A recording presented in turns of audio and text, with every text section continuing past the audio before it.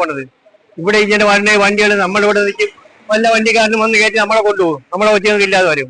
അതുകൊണ്ട് ഈ റോഡ് എത്രയും പെട്ടെന്ന് നല്ല രീതിയിൽ ഇവിടെ ശില്പാവാതെ എന്തെങ്കിലും ചെയ്യാനും ഒരു സംവിധാനം ഉണ്ടാക്കണം. ഇത്രയും പറയാൻ എനിക്ക്.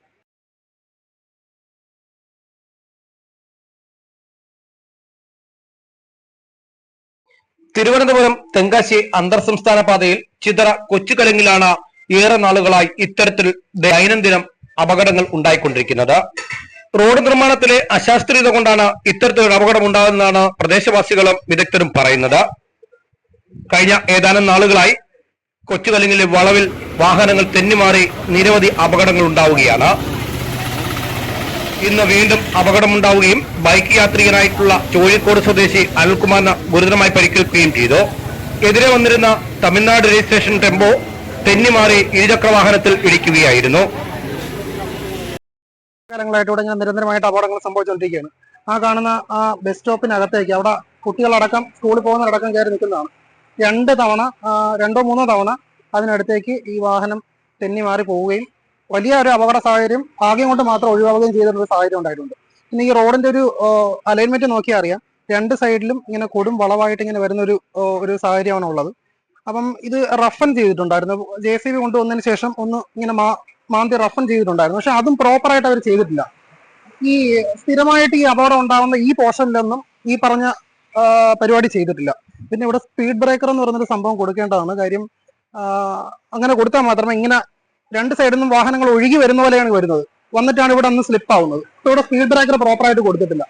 പിന്നെ ഇതിന് ഇത്തരത്തിലുള്ള സംഭവം നിരവധി ഉണ്ടായിട്ടുണ്ടെന്നും യാതൊരു തരത്തിലുള്ള നടപടിയും ബന്ധപ്പെട്ട PWD ഉദ്യോഗസ്ഥരുടെ ഭാഗത്തുനിന്ന് ഉണ്ടായിട്ടില്ലെന്നുമാണ് പ്രദേശവാസികളുടെ ആരോപണം.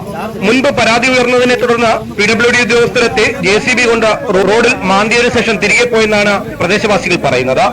കഴിഞ്ഞ ഒരാഴ്ചക്കിടയിൽ 4ഓളം അപകടങ്ങളാണ് സമാനമായ സ്ഥലത്ത് ഉണ്ടായിക്കൊണ്ടിരിക്കുന്നത്. ഇന്നും ഇന്നലെ തുടങ്ങിയല്ല, കഴിഞ്ഞ മഴ സീസണിൽ 20 പരം അപകടം ഇവിടെ നടന്നിട്ടുണ്ട്. അന്ന് ഇതുപോലെ പരാതിപ്പെട്ട് അവസാനം JCB കൊണ്ടുവന്ന് ഇങ്ങനെ റോഡിൽ ജസ്റ്റ് JCBക്ക് 4 വരയിട്ടിട്ട് പോയിട്ട് അവർ പറഞ്ഞത് ഒരാഴ്ചയ്ക്ക് റീടാർ ചെയ്ത് തരാമെന്നാണ്. റീടാർ ചെയ്യാതെ ഇതിനൊരു ശാശ്വത പരിഹാരം ഉണ്ടാവുമെന്ന് അവരും പറയുന്നില്ല. അവർ ചെയ്തു തരാമെന്ന് പറഞ്ഞിട്ട് ഇതുവരെ നടന്നില്ല. ഇപ്പോൾ 1 വർഷമായി. ഇപ്പൊ വീണ്ടും അടുത്ത മഴ സീസണായിട്ട് ഡെയിലി ഇപ്പം ഇന്നലെ തന്നെ 2 അപകടം ഉണ്ടായി. ഓരോ അപകടത്തിന് ഒരാൾക്ക് മുഖത്ത് പരിക്കേറ്റിട്ടുണ്ട്. പുള്ളി എന്തോ ഭാഗ്യത്തിന് രക്ഷപ്പെട്ടു. കൂടി തുറന്നതുകൊണ്ട് ഏത് നിമിഷവും അപകടങ്ങൾ ഉണ്ടാകാൻ സാധ്യത കൂടുതലാണെന്നാണ് പ്രദേശവാസികൾ പറയുന്നത്. ഇന്ന് ഉച്ചയോടുകൂടിയാണ് തമിഴ്നാട് രജിസ്ട്രേഷനുള്ള വാഹനം തിരുവനന്തപുരത്ത് നിന്ന് തമിഴ്നാട്ടിലേക്ക് പോകവേ ഭാഗത്ത് വെച്ച് തെന്നിമാറി ഇരുചക്ര വാഹനത്തിലിടിച്ച ഇരുചക്ര വാഹന യാത്രികന് ഗുരുതരമായി പരിക്കേൽക്കുകയും തിരുവനന്തപുരം മെഡിക്കൽ കോളേജ് ആശുപത്രിയിൽ പ്രവേശിപ്പിക്കുകയും ചെയ്തിരിക്കുന്നത്. തുടർന്ന് പ്രദേശവാസികൾ റോഡ് ഉപരോധിച്ചു. ഏറെ നേരം തിരുവനന്തപുരം തെങ്കാശി അന്തർ സംസ്ഥാന പാതയിൽ ഗതാഗതം തടസ്സപ്പെട്ടു. ഇതിനെ തുടർന്ന് ചിതറയിൽ നിന്നും പോലീസ് എത്തി നാട്ടുകാരുമായിട്ടുള്ള ചർച്ചയ്ക്കൊടുവിൽ പ്രശ്നം ഉടനെ പരിഹരിക്കുന്നതിന് വേണ്ടിയുള്ള ബന്ധപ്പെട്ട വകുപ്പ് മേലധികാരികളുമായിട്ട് ചർച്ച നടത്താമെന്നുള്ള ഉറപ്പിന്മേലാണ് നടത്തിവന്ന റോഡ് ഉപരോധം അവസാനിച്ചത്. അടിയന്തരമായിട്ട് നടപടി ഉണ്ടായില്ലെങ്കിൽ വീണ്ടും റോഡ് ഉപരോധം ഉൾപ്പെടെയുള്ള പ്രതിഷേധവുമായി രംഗത്ത് വരുമെന്ന് പ്രദേശവാസികൾ പറയുന്നു.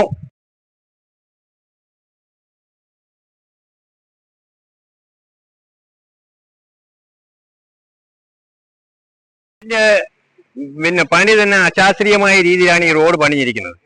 ഇവിടെ ഒരു മനുഷ്യർക്ക് നിൽക്കാൻ ഒക്കില്ല.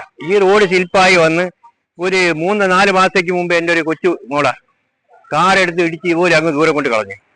അതിനുശേഷം ഇതിപ്പോ ഒരാഴ്ചക്ക് മുമ്പ് ഒരു പാണ്ടിക്കാരന്റെ വണ്ടി ഇവിടെ വന്ന് ഒരു ബൈക്കിന്റെ വണ്ടിയെ കൂടെ വീണ് ആളില്ലാത്തതുകൊണ്ട് പുള്ളര് ചത്തില്ല, ഏതായാലും ബൈക്ക് ഇല്ലാതെ ആയിപ്പോയി. ഇത് നിരന്തരമായി ഈ റോഡിന്റെ അശാസ്ത്രീയമായ പണി മൂലം ഒരുപാട് അപകടങ്ങളോട് ഉണ്ടായിരിക്കുകയാണ്. പക്ഷെ ഇതുവരെ ആരും ചത്തില്ല എന്നുള്ളതേ ഉള്ളൂ.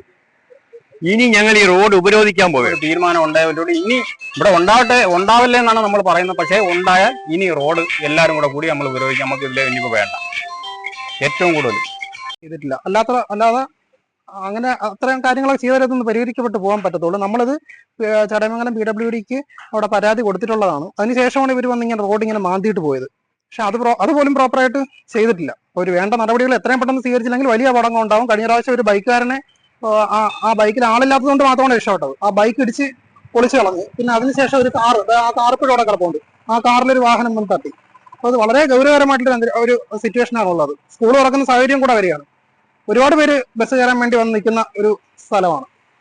അപ്പോൾ അതാണ് എത്രയും പെട്ടെന്ന് ഇത് പരിഹരിക്കപ്പെടേണ്ടതായിട്ടുണ്ട്.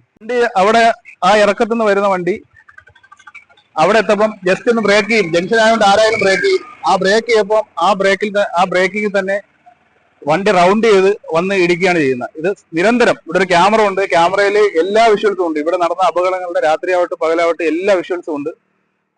കേരള ന്യൂസ് ചിതറ.